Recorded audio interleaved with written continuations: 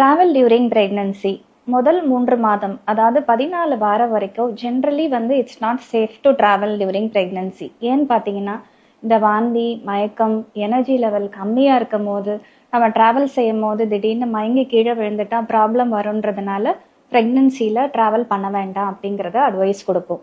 But travel வந்து second and third trimester அதாவது 5 மாதத்துக்கு அப்புறம் நம்ம ஜென்ரலி ட்ராவல் பண்ணலாம், அதனால ஒரு ப்ராப்ளம் வராது.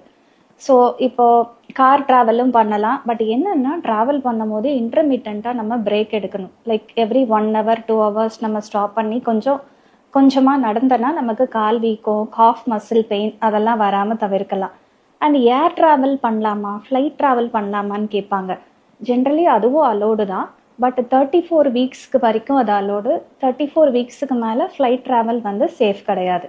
ட்ராவலே அவாய்ட் பண்ணணும் அப்படின்னு யாருக்கு சொல்லுவோம் பார்த்தீங்கன்னா, லைக் மெடிக்கல் டிஸார்டர்ஸ் இருக்குது, பிபி இருக்குது, சுகர் அன்கண்ட்ரோல்டாக இருக்குது, இதுக்கு முன்னாடி அவங்களுக்கு ப்ரீடம் டெலிவரி ஆயிருக்கு, அடிக்கடி அபார்ஷன் ஹிஸ்ட்ரி இருக்குது, அந்த மாதிரி இருக்கவங்களுக்குலாம் ஜென்ரலி நம்ம ட்ராவல் வேண்டாம் அப்படிங்கிறத அட்வைஸ் கொடுப்போம்.